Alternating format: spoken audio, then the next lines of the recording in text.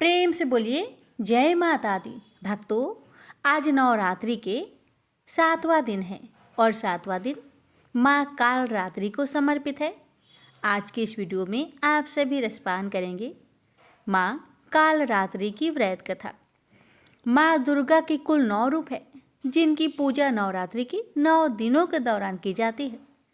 शैलपुत्री, ब्रह्मचारिणी, चंद्रघंटा, कुष्मांडा, स्कंद माता, कात्यायनी, कालरात्रि, महागौरी और सिद्धिदात्री। माँ कालरात्रि भी इन्हीं में से एक है जिनकी पूजा नवरात्रि के 7वें दिन में की जाती है। माँ दुर्गा के ये अवतार बुराई का नाश करने के हेतु लिया था। उन्होंने ये अवतार धारण कर शुभ, निशुंभ और रक्त बीज जैसे दानवों का वध किया था। माँ दुर्गा के इस रूप को सबसे शक्तिशाली माना गया है।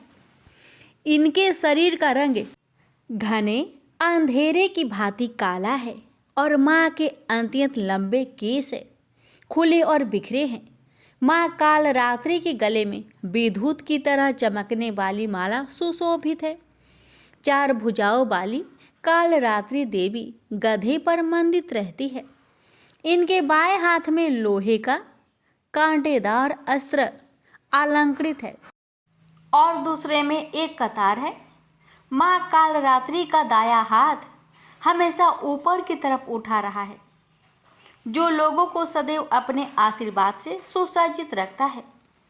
उनका निचला हाथ भक्तों को अवशासन देने के लिए है कि वह माता के संरक्षण में भययुक्त होकर रह सकते हैं।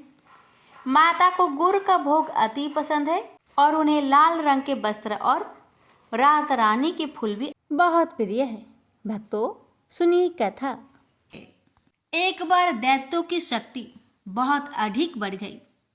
उन्होंने देवराज इंद्र का सिंहासन छीनकर सभी देवताओं को स्वर्ग से निकाल वहां अधिकार कर लिया। इन दैत्यों के राजा शुभ और निशुंभ नामक 2 भाई थे।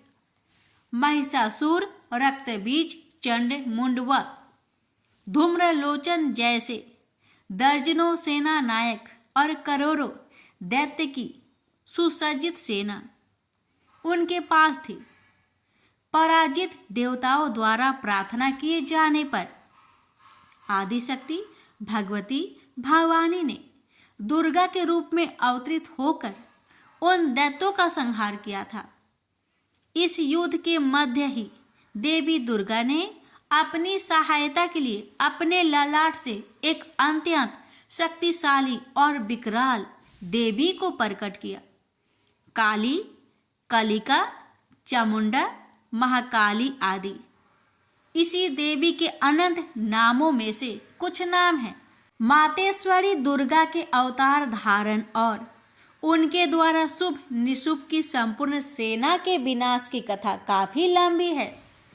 जब भगवती भवानी दुर्गा ने शुभ निशुंभ के सेनापति धूम्रलोचन को सेना सहित यमपुरी पहुंचा दिया तो दैत्यराज शुभ ने चंड मुंड को आदेश दिया कि वो देवी को पकड़कर उसके पास लाए। आज्ञा पाते ही दैत्यों ने जगदम्बा दुर्गा को चारों ओर से घेर लिया और उन्हें पकड़ने मारने की चेष्टा करने लगे। यह देख देवी को बहुत क्रोध आया। क्रोध के कारण उनका मुखमंडल काला पड़ गया, भवें वक्र हो उठी। उसी समय उनकी भवें के मध्यवर्ती भाग और ललाट से विकराल मुख वाली काली नामक देवी प्रकट हुई। अत्यंत भयंकर और शक्तिशाली होने के बावजूद काली माँ का शरीर अत्यंत कृशकाय था। उनके शरीर में नाम मात्र का मांस था, केवल अस्थि पंजर नजर आता था, जिससे वे अत्यंत भयावह दिखाई पड़ रही थी। काली, कालिका, महाकाली, चामुंडा और चामुंडा आदि नामों से विख्यात 4 भुजा वाली यह देवी अपने हाथों में तलवार, पास और विचित्र खड्ग धारण किए हुए थी। वह चीते की चमड़े की साड़ी पहने नर मुंडों की माला से अलंकृत थी। भवानी दुर्गा के मस्तक से प्रकट होने के बावजूद काली माँ का स्वरूप अत्यंत विकराल था। वे काफी लंबी पतली थी और किसी भी वाहन पर सवार नहीं थी। उनका मुखमंडल बहुत अधिक बड़ा था। उनकी लंबी जीभ काफी बाहर तक निकली हुई थी। उनकी आंखें अंगारों की तरह दहक रही थी और अपनी भीषण गर्जना से पृथ्वी आकाश को कपा रही थी। अपनी घोर गर्जना से सभी दिशाओं को गुजारते हुए मातेश्वरी काली बड़े वेग से दैत्यों की सेना पर टूट पड़ी और उनका भक्षण करने लगी। वे पार्श रक्षकों, अंकुशधारी, महावतों, योद्धाओं तथा अनेक हाथियों को एक ही हाथ में पकड़कर अपने मुख का ग्रास बना रही थी। किसी को बालों से पकड़ लेती, किसी का गला दबोच लेती, किसी को पैरों से कुचल डालती और किसी को छाती के धक्के से गिराकर मार देती। वे असुरों के फेंके हुए बड़े बड़े अस्त्र शस्त्र मुंह से पकड़ लेती और रोष में भरकर उनको दांतों से चकनाचूर कर डालती। काली द्वारा अनेक दैत्य तलवार के घाट उतर गए, अनेक खटवांग से पीटे गए और कितने ही असुर दांतों के अग्रभाग से कुचले जाकर मृत्यु को प्राप्त हुए। इस प्रकार देवी ने असुरों की उस समस्त सेना को क्षण भर में ही धराशायी कर दिया। अपनी सेना का विनाश होते देख चंड काली देवी की ओर दौड़ा। महादैत्य मुंड ने भी अत्यंत भयंकर बाणों की बौछार तथा हजारों चक्र एवं अन्य शस्त्रों से भयानक नेत्रों वाली देवी को आवृत कर दिया। वे चक्र देवी के मुख में समाते हुए ऐसे जान पड़ रहे थे मानो सूर्य के बहुतेरे मंडल बादलों के उदर में प्रवेश कर रहे हो। मातेश्वरी काली दैत्य सेनापति मुंड द्वारा चलाए गए अस्त्र शस्त्रों का भक्षण करते और अनेक राक्षसों को अपने शस्त्रों में समाप्त करते हुए विकट अट्टहास करती जा रही थी। इसी समय भगवती काली ने दूसरे दैत्य सेनापति चंड को अपनी ओर आते देखा। क्रोध में भरकर काली माई ने चंड पर आक्रमण कर दिया। एक हाथ से उसके केस पकड़कर दूसरे हाथ से उसकी गर्दन काट उसे यमलोक पहुंचा दिया। अपने भाई चंड को देवी के हाथों मरता देख मुंड अनेक भयावह दैत्यों के साथ मातेश्वरी काली की ओर दौड़ पड़ा। तब देवी ने रोष में उसे तलवार से मारकर धरती पर सुला दिया। महापराक्रमी चंड और मुंड के मरते ही शेष सेना आतंकित होकर भाग गई। उसी समय काली ने चंड और मुंड के मस्तक हाथ में लेकर जगदम्बा दुर्गा के पास जाकर प्रचंड अट्टहास करते हुए कहा, देवी, मैं चंड मुंड नामक इन दो भयानक असुरों के मस्तक आपको भेंट करने के लिए लाई हूँ। इस पर कल्याणमयी दुर्गा ने काली से मधुर वाणी में कहा, देवी, तुम चंड और मुंड को मारकर मेरे पास आई हो, इसलिए संसार में तुम्हारा एक नाम चामुंडा भी होगा। मातेश्वरी काली द्वारा चंड मुंड और अनेक सैनिकों के मारे जाने पर दैत्यराज शुंभ स्वयं अपने सभी सेनापतियों सहित युद्ध के लिए वहां आ गया। कई करोड़ असुर सैनिक उनके साथ थे। उस समय सभी मात्र शक्तियां भी देवी की सहायता के लिए युद्ध क्षेत्र में आ गई। दोनों ओर से भीषण अस्त्र शस्त्र चलने लगे। इस समय मातेश्वरी काली सभी मात्र शक्तियों से आगे रहकर रणभूमि में विचरने लगी। अपने खटवांग, त्रिशूल एवं अन्य अस्त्र शस्त्रों से वे असंख्य दैत्यों को काल के गाल में पहुंचा रही थी। यद्यपि सभी मात्र शक्तियां मातेश्वरी दुर्गा एवं उनका सिंह अनेक दैत्यों को समाप्त कर रहे थे, परंतु मातेश्वरी काली साक्षात रण चंडी बनकर दैत्यों को गाजर मूली की तरह काट रही थी। मातेश्वरी काली इस समय इतने क्रोध में भरी हुई थी कि वे दैत्यों को अस्त्र शस्त्रों से मारने के साथ ही उनका भक्षण भी करती जा रही थी। अत्यंत भयंकर और विकराल रूप था इस समय मातेश्वरी काली का। अनेक राक्षस तो आपके इस रूप को देखकर तथा उनके द्वारा लगाए जा रहे अट्ठासों की भीषण आवाज सुनकर ही यमलोक सिधार गए। मातेश्वरी काली का अवतरण मात्र इन दैत्यों को मारने के लिए ही नहीं हुआ था, उनका इससे भी अधिक महान कार्य था। दैत्य सेनापति रक्तबीज के वध में भगवती दुर्गा की सहायता करना। उस प्रचंड दैत्य रक्तबीज को एक अद्भुत वरदान प्राप्त था। जहां भी उसके रक्त की एक बूंद गिरती थी वहीं तत्काल उतना ही शक्तिशाली एक असुर उत्पन्न हो जाता था।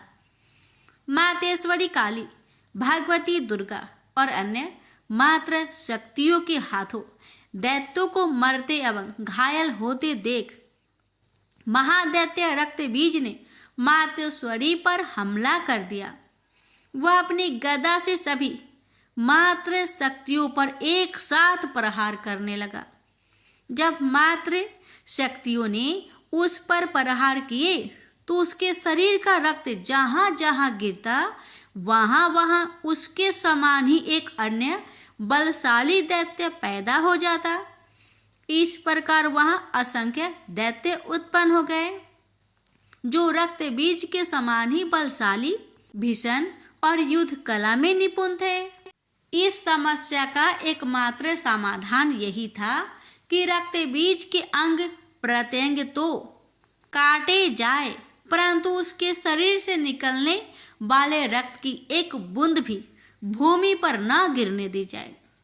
इस प्रयोजन की पूर्ति के लिए भगवती भवानी दुर्गा ने काली को चामुंडा नाम से संबोधित करते हुए कहा, चामुंडे, तुम अपने मुख को अधिक विस्तृत करो तथा मेरे शस्त्र पात से गिरने वाले रक्त बिंदु एवं उनसे उत्पन्न होने वाले महादैत्यों को अपने इस भयानक मुख से खा जाओ।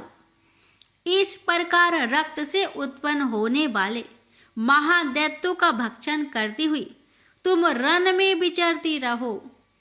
ऐसा करने से उस दैत्य का सारा रक्त खत्म हो जाने पर वह स्वयं भी नष्ट हो जाएगा। जब तुम उन भयंकर दैत्यों को खा जाओगी तो दूसरे दैत्य नहीं उत्पन्न हो सकते। मातेश्वरी दुर्गा की यह बात सुनकर भगवती काली ने अपना आकार बहुत बड़ा कर लिया।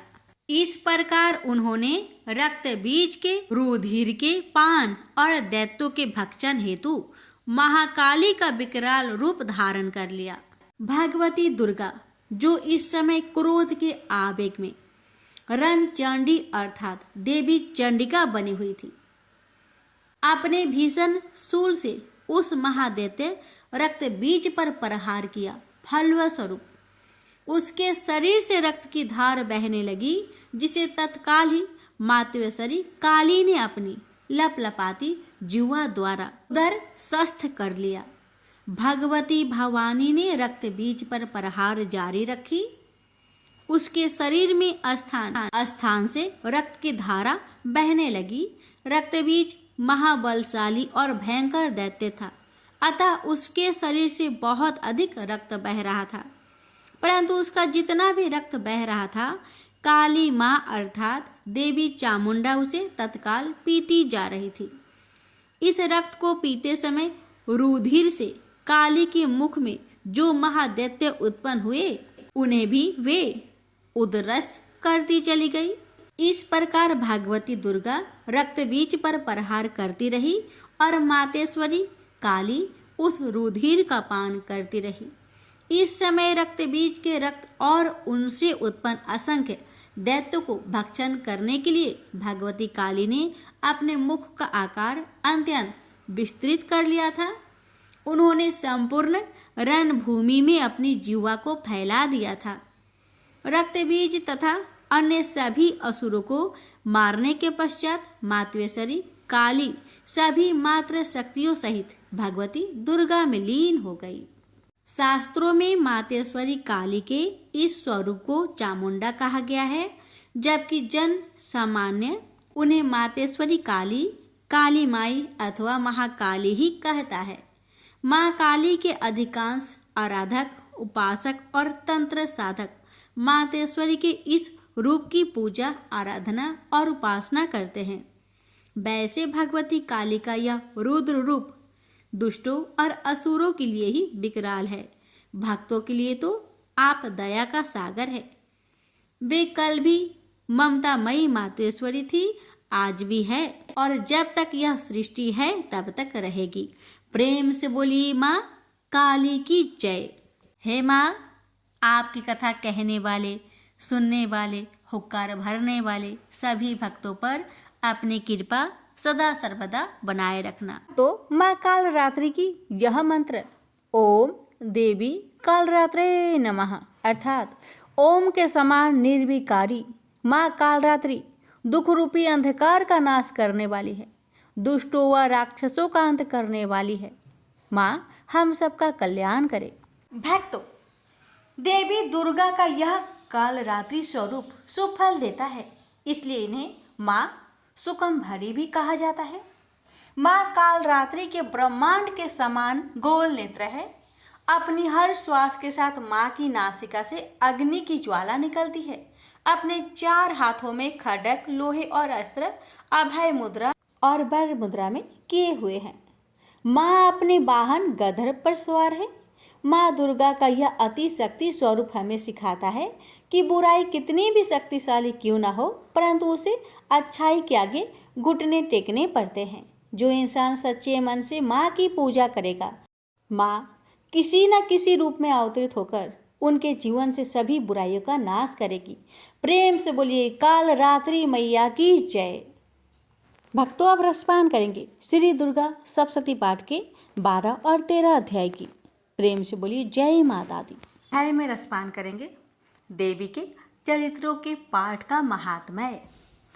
देवी बोली, देवताओं, जो पुरुष इन स्रोतों द्वारा एकाग्रचित होकर मेरी स्तुति करेगा, उसके संपूर्ण कष्टों को निस्संदेह हर लूंगी। मधु केटभ के नाश, महिषासुर के वध और शुंभ निशुंभ के वध की जो मनुष्य कथा कहेंगे, मेरे महात्म्य को अष्टमी, चतुर्दशी व नवमी के दिन एकाग्रचित से भक्ति पूर्वक सुनेंगे, उनके कभी कोई पाप न रहेगा। पाप से उत्पन्न हुई विपत्ति भी उनको न सताएगी। उनके घर में दरिद्रता न होगी और न ही उनको प्रियजनों का विरोधी होगा। उनको किसी प्रकार का भय ना होगा। इसलिए प्रत्येक मनुष्य को भक्ति पूर्वक मेरे इस कल्याण कारण महात्म्य को सदा पढ़ना और सुनना चाहिए। मेरा यह महात्म्य महामारी से उत्पन्न हुई संपूर्ण उपद्रव को व 3 प्रकार के उत्पातों को शांत कर देता है। जिस घर व मंदिर में या जिस स्थान पर मेरा यह स्रोत विधि पूर्वक पढ़ा जाता है, उस स्थान को मैं कभी भी त्याग नहीं करती और वहाँ सदा ही मेरा निवास रहता है। बलिदान, पूजा, होम तथा महाउत्सवों में मेरा यह चरित्र उच्चारण करना तथा सुनना चाहिए। ऐसा हवन या पूजन मनुष्य चाहे जानकर या बिना जाने करे, मैं उसे तुरंत ग्रहण कर लेती हूँ। और शरद काल प्रत्येक वर्ष जो महापूजा की जाती है, उसमें मनुष्य भक्ति पूर्वक मेरा यह महात्म्य सुनकर सब विपत्तियों से छूट जाता है और धन, धान्य तथा पुत्र आदि से संपन्न हो जाता है। मेरे इस महात्म्य व कथाओं इत्यादि को सुनकर मनुष्य युद्ध में निर्भय हो जाता है और महात्म्य के श्रवण करने वाले के शत्रु नष्ट हो जाते हैं तथा कल्याण की प्राप्ति होती है और उनका कुल आनंदित हो जाता है। सब कष्ट शांत हो जाते हैं तथा भयंकर स्वप्न दिखाई देना तथा घरेलू दुख इत्यादि सब मिट जाते हैं। बाल ग्रहों में ग्रसित बालकों के लिए यह मेरा महात्म्य परम शांति का देने वाला है। मनुष्यों में फूट पड़ने पर यह भली भांति मित्रता करवाने वाला है। पशु पुष्प अर्घ्य धूप गंध दीपक इत्यादि उत्तम सामग्रियों द्वारा पूजन करने से ब्राह्मणों को भोग करा हवन करके प्रतिदिन अभिषेक करके नाना प्रकार के भोग का अर्पण करके और प्रत्येक वर्ष दान इत्यादि करके जो मेरी आराधना की जाती है और उससे मैं जैसी प्रसन्न हो जाती हूँ वैसे ही प्रसन्न मैं इस चरित्र से सुनने से हो जाती हूँ।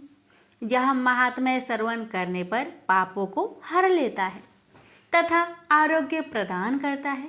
मेरे पदुभार का कीर्तन दुष्ट प्राणियों से रक्षा करने वाला है। युद्ध में दुष्ट दैत्यों का संहार करने वाला है। इसके सुनने से मनुष्य को शत्रुओं का भय नहीं रहता। हे देवताओं, तुमने जो स्तुति की है अथवा ब्रह्मा जी ने मेरी स्तुति की है वह मनुष्य को कल्याणकारी बुद्धि प्रदान करने वाली है। वन में सूने मार्ग में अथवा दावानल से घिरे जाने पर, वन में चोरों से घिरा हुआ या शत्रुओं द्वारा पकड़ा हुआ अथवा जंगल में सिंहों से व्याघ्रों से या जंगली हाथियों द्वारा पीछा किया हुआ, राजा के क्रोध हो जाने पर मारे जाने की, समुद्र में नाव के डगमगाने पर, भयंकर युद्ध में फंसा हुआ होने पर, किसी प्रकार की पीड़ा से पीड़ित, घोर बाधाओं से दुखी हुआ मनुष्य मेरे इस चरित्र को स्मरण करने से संकट से मुक्त हो जाता है। मेरे प्रभाव से सिंह चोर शत्रु इत्यादि दूर भाग जाते हैं और पास नहीं आते। महर्षि ने कहा, प्रचंड पराक्रम वाली भगवती चंडिका योग कहने के पश्चात सब देवताओं के देखते ही देखते अंतर्ध्यान हो गई और संपूर्ण देवता अपने शत्रुओं के मारे जाने पर पहले की तरह यज्ञ भाग का उपभोग करने लगे और उनको अपने अधिकार फिर से प्राप्त हो गए तथा युद्ध में देवताओं के शत्रुओं शुंभ व निशुंभ के देवी के हाथों मारे जाने पर बाकी बचे हुए राक्षस पाताल को चले गए। हे राजन, इस प्रकार भगवती अंबिका नित्य होती हुई बार बार प्रकट होकर इस जगत का पालन करती है, इसको मोहित करती है, जन्म देती है और प्रार्थना करने पर समृद्धि प्रदान करती है। हे राजन, भगवती ही महाप्रलय के समय महामारी का रूप धारण करती है और वही संपूर्ण ब्रह्मांड में व्याप्त है और वही भगवती समय समय पर महाकाली तथा महामारी का रूप बनाती है और स्वयं अनजन्मा होती हुई सृष्टि के रूप में प्रकट होती है। वह सनातन देवी प्राणियों का पालन करती है और वही मनुष्य के अभ्युदय के समय घर में लक्ष्मी का रूप बनाकर स्थित हो जाती है तथा अभाव के समय दरिद्रता बनकर विनाश का कारण बन जाती है। पुष्प धूप और गंध आदि से पूजन करके उसकी स्तुति करने से वह धन पुत्र देती है और धर्म में शत्रु बुद्धि प्रदान करती है। प्रेम से बोलिए जय माता दी। माता रानी आप सभी भक्तों पर अपनी कृपा सदा सर्वदा बनाए रखे। श्री दुर्गा सप्तशती पाठ अध्याय 13। इस अध्याय में सुनिए राजा सूरथ और वैश्य को देवी का वरदान की कथा। महर्षि मेधा ने कहा, राजन, इस प्रकार देवी के उत्तम महात्म्य का वर्णन मैंने तुमको सुनाया। जगत को धारण करने वाली इस देवी का ऐसा ही प्रभाव है। वही देवी ज्ञान को देने वाली है और भगवान विष्णु की इस माया के प्रभाव से तुम और यह वैश्य तथा अन्य विवेकी जन मोहित होते हैं और भविष्य में मोहित होंगे। हे राजन, तुम इसी परमेश्वरी की शरण में जाओ। यही भगवती आराधना करने पर मनुष्य को भोग, स्वर्ग तथा मोक्ष प्रदान करती है। मार्कंडेय जी ने कहा। महर्षि मेधा की यह बात सुनकर राजा सूरथ ने उन उग्र व्रत वाले ऋषि को प्रणाम किया और राज्य के छीन जाने के कारण उनके मन में अत्यंत ग्लानि हुई और वह राजा तथा वैश्य तपस्या के लिए वन को चले गए और नदी के तट पर आसन लगाकर भगवती के दर्शन के लिए तपस्या करने लगे। दोनों ने नदी तट पर देवी की मूर्ति बनाई और पुष्प धूप दीप तथा हवन द्वारा उसका पूजन करने लगे। पहले उन्होंने आहार को कम कर दिया, फिर बिल्कुल निराहार रहकर भगवती में मन लगाकर एकाग्रता पूर्वक उसकी आराधना करने लगे। वह दोनों अपने शरीर के रक्त से देवी को बलि देते हुए 3 वर्ष तक लगातार भगवती की आराधना करते रहे। 3 वर्ष के पश्चात जगत का पालन करने वाले चंडिका ने उनको प्रत्यक्ष दर्शन देकर कहा। देवी बोली, हे राजन तथा अपने कुल को प्रसन्न करने वाले वैश्य, तुम जिस वर की इच्छा रखते हो वह मुझसे मांगो, वह मैं तुमको दूंगी, क्योंकि मैं तुम पर अत्यंत प्रसन्न हूँ। मार्कंडेय जी कहते हैं, यह सुन राजा ने अगले जन्म में नष्ट न होने वाला अखंड राज्य और इस जन्म में बलपूर्वक अपने शत्रुओं को नष्ट करने के लिए पश्चात अपना पुनः राज्य प्राप्त करने के लिए भगवती से वरदान मांगा। और वैश्य ने भी, जिसका चित्त संसार की ओर से विकृत हो चुका था, अतः भगवती से अपनी ममता तथा अहंकार रूप आसक्त हो नष्ट कर देने वाले ज्ञान को देने के लिए कहा। देवी ने कहा, राजन तुम शीघ्र ही अपने शत्रुओं को मारकर पुनः अपना राज्य प्राप्त कर लोगे, तुम्हारा राज्य स्थिर रहने वाला होगा। फिर मृत्यु के पश्चात आप सूर्य देव के अंश से जन्म लेकर स्वर्णिक मनु के नाम से इस पृथ्वी पर ख्याति को प्राप्त होगे। हे वैश्य, कुल में श्रेष्ठ, आपने जो मुझसे वर मांगा है वह आपको देती हूँ। आपको मोक्ष के देने वाले ज्ञान की प्राप्ति होगी। मार्कंडेय जी कहते हैं, इस प्रकार उन दोनों को मनोवांछित वर प्रदान कर तथा उनसे अपनी स्तुति सुन कर भगवती अंतर्ध्यान हो गई। और इस प्रकार क्षत्रियों में श्रेष्ठ वह राजा सूरथ भगवान सूर्य से जन्म लेकर इस पृथ्वी पर स्वर्णिक मनु के नाम से विख्यात होंगे। प्रेम से बोलिए जय माता दी। प्यारे भक्तों, यहीं पर श्री दुर्गा सप्तशती पाठ अंतिम अध्याय यानी 13वां अध्याय संपूर्ण हुआ। माता रानी कथा कहने वाले, कथा सुनने वाले, हुकार भरने वाले सभी भक्तों पर अपनी कृपा सदा सर्वदा बनाए रखे। जय माता दी। देवी कवच यानी दुर्गा कवच पाठ।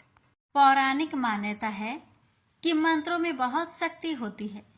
अगर इस मंत्रों को सही से पढ़ा जाए तो प्रतिकूल कंपन को अधिक सकारात्मक और आकर्षक कंपन में बदलने की क्षमता होती है।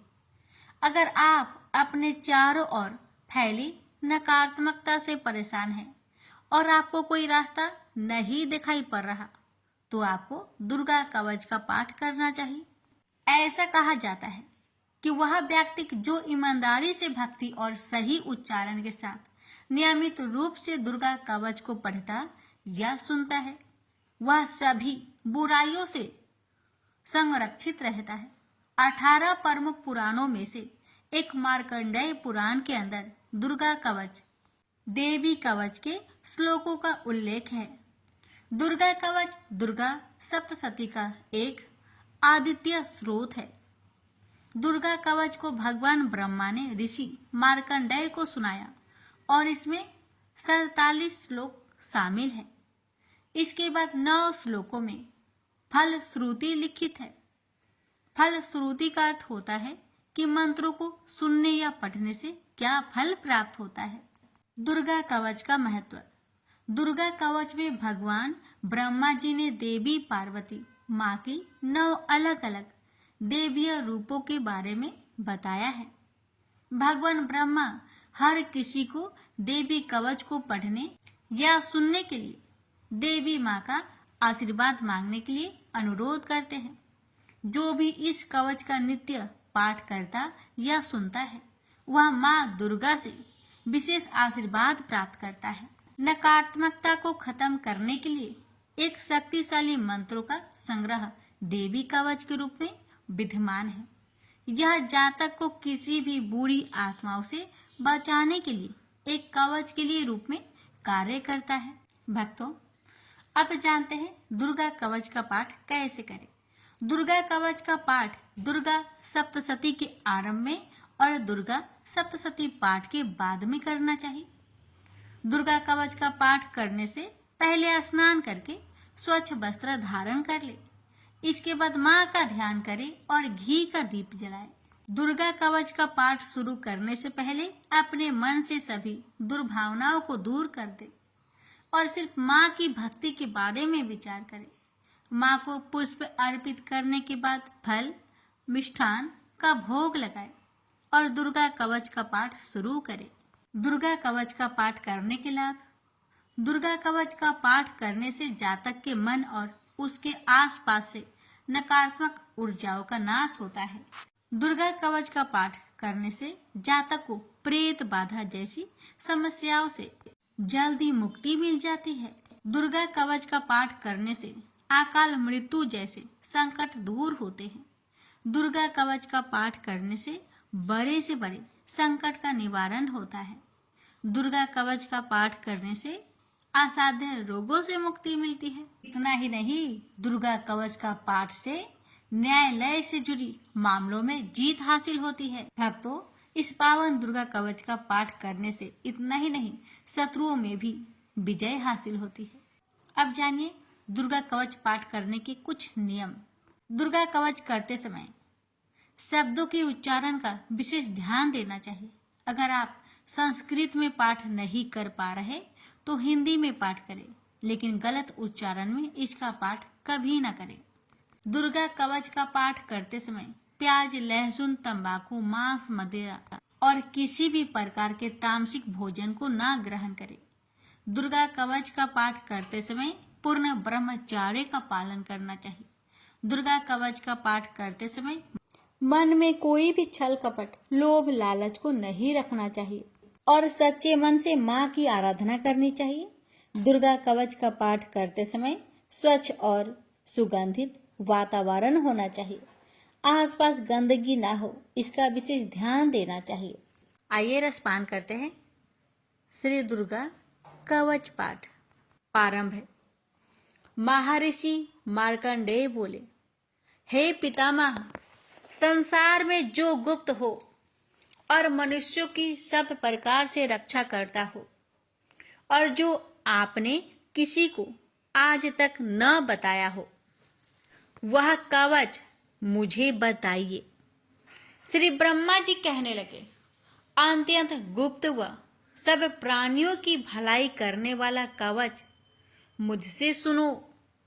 प्रथम शैलपुत्री, दूसरी ब्रह्मचारिणी, तीसरी चंद्र घंटा, चौथी कुष्मांडा, पांचवी स्कंद माता, छठी कात्यायनी, सातवीं कालरात्रि, आठवीं महागौरी, नौवीं सिद्धिदात्री।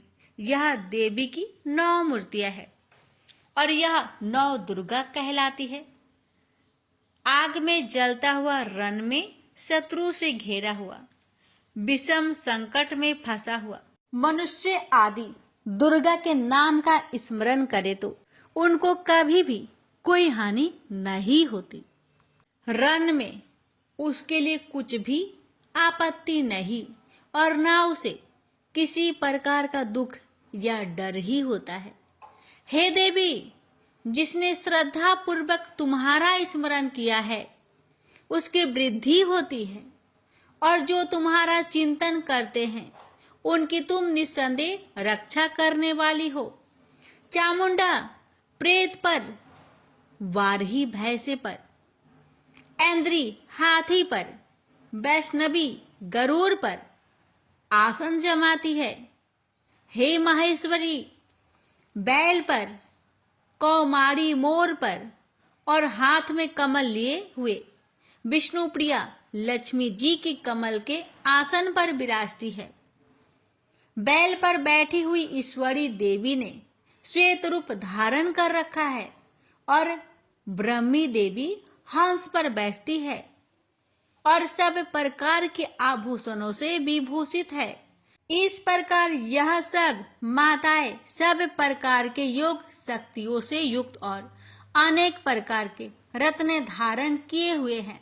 भक्तों की रक्षा के लिए संपूर्ण देवियां रथ में बैठी तथा क्रोध में भरी हुई दिखाई देती है और ये शंख, चक्र, गदा, शक्ति, हल और मूसल, खेटक और तोमर, परशु तथा पास, कुंती और त्रिशूल एवं उत्तम सारंग, धनुष आदि शास्त्रों को दैत्य के नाश के लिए और भक्तों की रक्षा के लिए है और देवताओं के कल्याण के लिए धारण किए हैं। हे महारुद्रे, अत्यंत घोर पराक्रम, महान बल और महान उत्साह वाली देवी, तुमको मैं नमस्कार करता हूँ। हे देवी, तुम्हारा दर्शन दुर्लभ है तथा आप शत्रुओं के भय को बढ़ाने वाली है। हे जगदम्बिके, मेरी रक्षा करो। पूर्व दिशा में ऐन्द्री मेरी रक्षा करे। अग्निकोण में अग्नि शक्ति, दक्षिण में वाराही देवी, नेतृत्व कोण में खड़क धारिणी देवी मेरी रक्षा करे। बारूनी पश्चिम दिशा में, वायु कोण में मृग वाहिनी, उत्तर में कौमारी और ईशान में शूलधारिणी देवी मेरी रक्षा करे। ब्राह्मणी ऊपर की ओर से मेरी रक्षा करे और वैष्णवी देवी नीचे की ओर मेरी रक्षा करे। और इसी प्रकार 100 पर बैठी चामुंडा देवी 10 दिशाओं में मेरी रक्षा करे। जया आगे, विजया पीछे, बाई और अजीता, दाहिनी और अपराजिता मेरी रक्षा करे। उधोतिनी देवी शिखा की रक्षा करे तथा उमा सिर में स्थित होकर रक्षा करे। इसी प्रकार मस्तक में मालाधरी देवी रक्षा करे और यशस्वी देवी मेरी भौहों का संरक्षण करे। भौहों के मध्य भाग में त्रिनेत्रा नथुनों की यम घंटा देवी रक्षा करे। नेत्रों के मध्य में शंखिनी देवी और द्वार बासिनी कानों की रक्षा करे। कपोलों की कालिका देवी और कानों के मूल भाग की भगवती साकरी रक्षा करे। सुगंधा नासिका में और चर्चिका ऊपर की होठ में और अमृत कला नीचे की होठ की सरस्वती देवी जीभ की रक्षा करे। कौमारी देवी दांतों की और चंडिका कंठ परिवेश की रक्षा करे। चित्र घंटा गले की घंटी की और महामाया तालू की रक्षा करे। कामाक्षी ठोड़ी की, सर्वमंगला बानी की रक्षा करे। भद्रकाली गर्दन की और धनुर्धरी पीठ के मेरुदंड की रक्षा करे। कंठ के बाहरी भाग की नीलग्रीवा और कंठ की नली की नलकुबरी रक्षा करे। दोनों कानों की खाडिंगिनी और वज्रधारिणी मेरी दोनों बाहों की रक्षा करे। दंडिनी दोनों हाथों की और अंबिका देवी समस्त उंगलियों की रक्षा करे। शूलेश्वरी देवी संपूर्ण नखों की, कुलेश्वरी देवी पेट की रक्षा करे। महादेवी दोनों स्तनों की, शोक विनाशिनी मन की रक्षा करे। ललिता देवी हृदय की, शूलधारिणी उदर की रक्षा करे। कामिनी नाभि की, गुहोश्वरी गुहा स्थान की, पुतना और कामिका लिंग की और महिषावाहिनी गुदा की रक्षा करे। भगवती खटी भाग में और विंध्यावासिनी घुटनों की रक्षा करे। संपूर्ण इच्छाओं को पूर्ण करने वाली महाबला देवी दोनों पिंडलियों की रक्षा करे। नरसिंही दोनों टकुनों की और तेजसी देवी दोनों पावों के पृष्ठ भाग की, श्रीधरी पावों की अंगुलियों की तथा बासनी पैर की तलुओं की, दंष्ट्रा करालिनी देवी नखों की, ऊर्ध्व केशविनी केशों की, बागेश्वरी त्वचा की रक्षा करे। रोमावलियों की छिद्रों की, कौबेरी और त्वचा की बागेश्वरी देवी रक्षा करे। पार्वती देवी रक्त, मज्जा, बसा, मांस, हड्डी की रक्षा करे। कालरात्रि आंतों की रक्षा करे। मुकुटेश्वरी देवी पित्त की, पद्मावती कमल कोश की, चूड़ामणि कफ की रक्षा करे। ज्वालामुखी नसों के जल की रक्षा करे। अभेदा देवी शरीर के सब जोड़ों की रक्षा करे। ब्राह्मणी मेरे वीर्य की, छत्रेश्वरी छाया की और धर्म धारिणी मेरे अहंकार मन तथा बुद्धि की रक्षा करे। प्राण अपान समान उदान और व्यान की वज्रहस्ता देवी रक्षा करे। कल्याण शोभना मेरी प्राण की रक्षा करे। रस, रूप, गंध, शब्द और स्पर्श इन विषयों का अनुभव करते समय योगिनी देवी मेरी रक्षा करे तथा मेरे सत्वगुण, रजोगुण, तमोगुण की रक्षा नारायणी देवी करे। आयु की रक्षा बाराही देवी करे। वैष्णवी धर्म की तथा चक्रिनी देवी मेरी यश, कृति, लक्ष्मी, धन, विद्या की रक्षा करे। इंद्राणी मेरे शरीर की रक्षा करे और हे चंडिके आप मेरे पशुओं की रक्षा करें। महालक्ष्मी मेरे पुत्रों की रक्षा करे और भैरवी मेरी पत्नी की रक्षा करे। मेरे पथ की सुपथा तथा मार्ग की क्षमा करी देवी रक्षा करे। राजा के दरबार में महालक्ष्मी तथा सब और व्याप्त रहने वाली विजया देवी चारों ओर से मेरी रक्षा करे। जो स्थान रक्षा से रहित हो और कवच में रच गया हो उसका पापों का नाश करने वाली जयंती देवी रक्षा करे। अपना शुभ चाहने वाले मनुष्य को बिना कवच के एक पग भी कहीं न जाना चाहिए, क्योंकि कवच रखने वाला मनुष्य जहां भी जाता है वहां उसे अवश्य धन लाभ होता है तथा विजय प्राप्त करता है।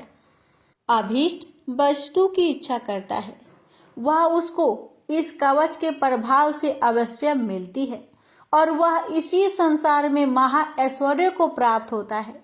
कवचधारी मनुष्य निर्भय होता है और वह तीनों लोकों में माननीय होता है। देवी का यह कवच देवताओं के लिए भी कठिन है। जो नित्य प्रति नियम पूर्वक तीनों संध्याओं को श्रद्धा के साथ इनका पठन पाठन करता है उसे देव शक्ति प्राप्त होती है। वह तीनों लोकों को जीत सकता है तथा अकाल मृत्यु से रहित होकर 100 वर्ष तक जीवित रहता है। उसकी लुता, चर्म रोग, विस्फोट आदि समस्त व्याधियां समूल नष्ट हो जाती है। वह अस्थावर, जंगम तथा कृत्रिम विष दूर होकर उनका कोई असर नहीं होता है तथा समस्त अभिचारक प्रयोग और इस तरह के जितने मंत्र तंत्र इत्यादि होते हैं इस कवच के हृदय में धारण कर लेने पर नष्ट हो जाते हैं। इसके अतिरिक्त पृथ्वी पर विचरने वाला भूचर, नभचर, जलचर प्राणी, उपदेश मात्र से सिद्ध होने वाले निम्न कोटि के देवता, जन्म के साथ प्रकट होने वाले देवता, कुल देवता, कंठमाल आदि डाकिनी शाकिनी, अंतरिक्ष में विचरने वाली अत्यंत बलवती भयानक डाकिनियां, गृह भूत, यक्ष, गंधर्व, राक्षस, ब्रह्म राक्षस, बैताल, कुष्मांड और भैरव आदि अनिष्ट कारक देवता भी उस मनुष्य को जिसने की अपने हृदय में यह कवच धारण किया हुआ देखते ही भाग जाते हैं। इस कारण कवच के धारण करने से मान और तेज बढ़ता है। जो मनुष्य इस कवच का पाठ करके उसके पश्चात सप्तशती चंडी का पाठ करता है उसका यश जगत में विख्यात होता है। और जब तक वन पर्वत और कना आदि इस भूमंडल पर स्थित है तब तक यह पुत्र पौत्र आदि संतान परंपरा बनी रहती है। फिर देहांत होने पर ऐसा मनुष्य परम पद को प्राप्त होता है जो देवताओं के लिए भी कठिन है और अंत में सुंदर रूप को धारण करके भगवान शंकर के साथ आनंद करता हुआ परम मोक्ष को प्राप्त होता है। प्रेम से बोलिए जय माता दी। माता, इस दुर्गा कवच पाठ करने में हमसे अगर कोई गलती हुई हो उसे क्षमा करे। जय माता, कथा कहने वाले पर सुनने वाले पर अपनी कृपा बनाए रखे। जय माता दी। अब भक्तों रसपान करेंगे अर्थ और गला श्रोतम। मार्कंडेय जी कहते हैं, जयंती मंगला काली भद्र काली कपालिनी दुर्गा क्षमा शिवा धात्री स्वाहा और स्वधा, इन नामों से प्रसिद्ध देवी तुम्हें मैं नमस्कार करता हूँ। हे देवी, तुम्हारी जय हो। प्राणियों के संपूर्ण दुख हरने वाली तथा सब में व्याप्त रहने वाली देवी तुम्हारी जय हो। काल रात्रि तुम्हें नमस्कार है। मधु और केटभ दैत्य का वध करने वाली, ब्रह्मा को वरदान देने वाली देवी तुम्हें नमस्कार है। तुम मुझे रूप दो, जय दो, यश दो और काम क्रोध आदि शत्रुओं का नाश करो। महिषासुर का नाश करने वाली तथा भक्तों को सुख देने वाली देवी तुम्हें नमस्कार है। तुम मुझे सुंदर स्वरूप दो, विजय दो और मेरे शत्रुओं को नष्ट करो। हे रक्त बीज का वध करने वाली, हे चंड मुंड को नाश करने वाली, तुम मुझे रूप दो, जय दो, यश दो और काम क्रोध आदि शत्रुओं का नाश करो। हे शुभ, निशुभ और धूम्राक्ष राक्षस का मर्दन करने वाली देवी, मुझको स्वरूप दो, विजय दो और मेरे शत्रुओं का नाश करो। हे पूजित चरण युगल वाली देवी, हे संपूर्ण सौभाग्य प्रदान करने वाली देवी, तुम रूप दो, जय दो, यश दो और काम क्रोध आदि शत्रुओं का नाश करो। हे देवी, तुम्हारे रूप और चरित्र अमित है। तुम सब शत्रुओं का नाश करने वाली हो। मुझे रूप, जय, यश दो और काम क्रोध आदि शत्रुओं का नाश करो। पाप को दूर करने वाली चंडिके, इस संसार में जो भक्ति से तुम्हारा पूजन करते हैं उनको तुम रूप तथा विजय और यश दो तथा उनके शत्रुओं का नाश करो। रोगों का नाश करने वाली चंडिके, जो भक्ति पूर्वक तुम्हारी पूजा करते हैं उन्हें रूप दो, यश दो और उनके काम क्रोध आदि शत्रुओं का नाश करो। हे चंडिके, इस संसार में जो भक्ति से तुम्हारी पूजा करते हैं उनको तुम विजय और यश दो तथा उनके शत्रुओं का नाश करो। हे देवी, मुझे सौभाग्य दो और आरोग्य दो, परम सुख दो, रूप दो, जय दो, यश दो और मेरे काम क्रोध आदि शत्रुओं का नाश करो। हे देवी, जो मुझसे वैर रखते हैं उनका नाश करो और मुझे अधिक बल प्रदान कर रूप, जय, यश दो और मेरे शत्रुओं का संहार करो। हे देवी, मेरा कल्याण करो और मुझे उत्तम संपत्ति प्रदान करो। रूप, जय, यश दो और काम क्रोध आदि शत्रुओं का नाश करो। हे देवता तथा राक्षसों के मुकुट रत्नों से स्पर्श किए हुए चरणों वाली देवी, हे अंबिके, मुझे रूप दो, विजय तथा यश दो और मेरे शत्रुओं का नाश करो। और हे देवी, अपने भक्तों को विद्वान, कीर्तिवान और लक्ष्मीवान बनाओ और उन्हें रूप दो, उन्हें जय दो और उनके शत्रुओं का नाश करो। हे प्रचंड दैत्यों के अभिमान का नाश करने वाली चंडिके, मुझे शरणागत को रूप दो, विजय दो, यश दो और मेरे शत्रुओं का नाश करो। हे चार भुजाओं वाली, हे ब्रह्मा द्वारा प्रशंसित परमेश्वरी, आप मुझे रूप दो, जय दो, यश दो और मेरे शत्रुओं को नष्ट करो। निरंतर भक्ति से भगवान विष्णु से सदा स्तुति की हुई हे अंबिके, रूप, यश, जय दो और मेरे शत्रुओं को नष्ट करो। हिमाचल कन्या पार्वती के भगवान शंकर से स्तुति की हुई है परमेश्वरी, मुझे रूप, जय, यश दो और मेरे शत्रुओं का नाश करो। इंद्राणी के पति इंद्र के द्वारा सद्भाव से पूजित होने वाली परमेश्वरी, मुझे तुम रूप दो, जय दो, यश दो और काम क्रोध आदि शत्रुओं को नष्ट करो। प्रचंड भुज दंड से दैत्यों के घमंडों को नष्ट करने वाली, मुझे रूप दो, जय दो, यश दो और मेरे शत्रुओं का नाश करो। हे देवी, तुम अपने भक्तों को सदा असीम आनंद देती हो। मुझे रूप, जय, यश दो और मेरे काम, क्रोध आदि शत्रुओं को नष्ट करो। देवी, मेरी इच्छा अनुसार चलने वाली सुंदर स्त्री मुझे प्रदान करो कि संसार सागर से तरने वाली तथा उत्तम कुल में उत्पन्न हुई हो। जो मनुष्य पहले इस स्रोतम का पाठ करता है और फिर सप्तशती रूपी महास्रोत का पाठ करता है, वह सप्तशती की जप संख्या से मिलने वाले श्रेष्ठ फल को प्राप्त होता है और उसके साथ ही उसे प्रचुर धन भी प्राप्त होता है। प्रेम से बोलिए जय माता दी। भक्तों, रसपान करे अर्थ किलक स्रोतम। महर्षि मार्कंडेय बोले, निर्मल ज्ञान रूपी शरीर धारण करने वाली, देवत्रय रूप दिव्य 3 नेत्र वाली, जो कल्याण प्राप्ति के हेतु है तथा अपने मस्तक पर अध्र चंद्र धारण करने वाली है, उन भगवान शंकर को नमस्कार है। जो मनुष्य अभिकीलक मंत्रों को जानता है वही पुरुष कल्याण को प्राप्त करता है।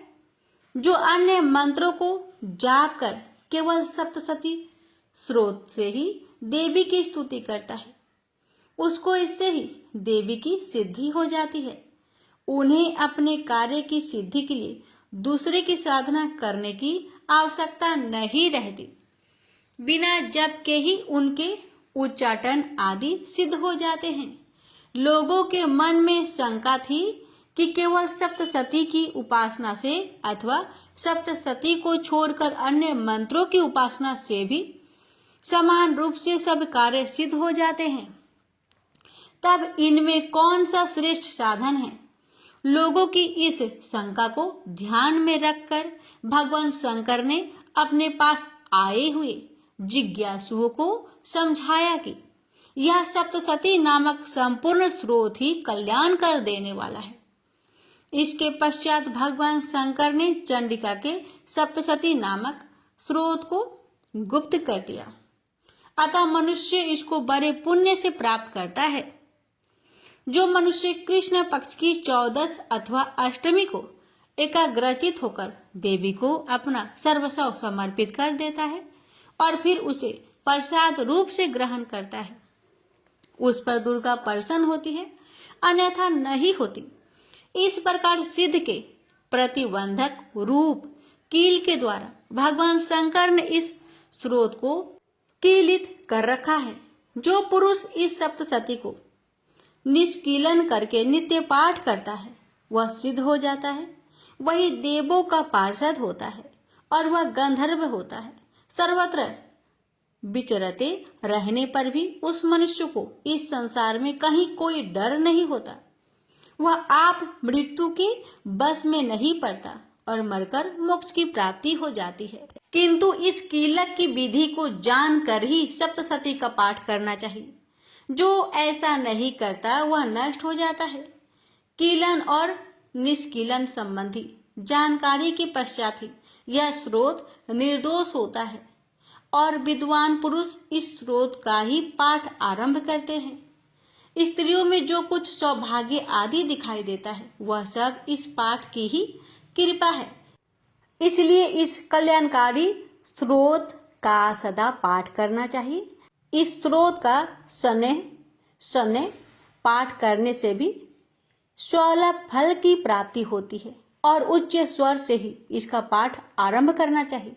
जिस देव के प्रसाद से ऐश्वर्य, सौभाग्य, आरोग्य, संपत्ति, शत्रुनाश तथा परम मोक्ष की प्राप्ति होती है, उस देवी की स्तुति मनुष्य को अवश्य करनी चाहिए। हे माता, इस कवच पाठ को कहने में अगर हमसे कोई भूल चूक हुई हो तो मुझे क्षमा करें और इस पाठ को सुनने वाले भक्तों पर अपनी कृपा सदा बनाए रखे और मुझ पर भी अपनी कृपा बनाए रखे। प्रेम से बोलिए जय माता दी। क्षमा प्रार्थना। हमें देवी माता से इस प्रकार क्षमा याचना करनी चाहिए। हे परमेश्वरी, मेरे द्वारा रात दिन बहुत से अपराध होते रहते हैं। मुझे अपना दास समझकर मेरे उन अपराधों को आप कृपा पूर्वक क्षमा करिए। परमेश्वरी, मैं आह्वान करना नहीं जानती, विसर्जन करना नहीं जानती तथा पूजा करने का ढंग भी नहीं जानती। हे माँ, मुझे क्षमा करिए। देवी सुरेश्वरी, मैंने जो मंत्रहीन ना मंत्रों को मैं जानती हूँ, क्रियाहीन ना क्रियाओं को जानती हूँ और भक्तिहीन ना भक्ति के प्रकार जानती हूँ। पूजन क्या है वह सब आपकी कृपा से पूरे हो। सैकड़ों अपराध करने के बाद भी जो आपके शरण में आके जगदम्बा कहकर पुकारता है उसे वह गति प्राप्त होती है जो ब्रह्मादि देवताओं के लिए भी पाना आसान नहीं है। जगदम्बिके, मैं अपराधी हूँ किंतु आपकी शरण में आया हूँ। इस समय दया का पात्र हूँ, आप जैसा चाहे वैसा करे। हे देवी परमेश्वरी, अज्ञान बस भूल से या बुद्धि भ्रष्ट होने के कारण मैंने जो भी न्यूनता या अधिकता कर दी हो वह सब क्षमा करें और प्रसन्न होइए। सच्चिदानंद स्वरूपा परमेश्वरी, जगत माता कामेश्वरी, आप प्रेम पूर्वक मेरी यह पूजा स्वीकार करें और मुझ पर प्रसन्न रहे। देवी सुरेश्वरी, आप गोपनीय से भी गोपनीय वस्तु की रक्षा करने वाली हैं। मेरी निवेदन किए हुए इस जप को ग्रहण करिए। आपकी कृपा से मुझे सिद्धि प्राप्त हो। इस प्रकार क्षमा प्रार्थना मंत्र के पाठ से दुर्गा माता आपके जाने अनजाने में हुए सारे अपराधों को क्षमा करेंगी और उनकी कृपा सदैव आपके ऊपर बनी रहेगी। तो प्रेम से बोलिए जगदम्बा माता की जय।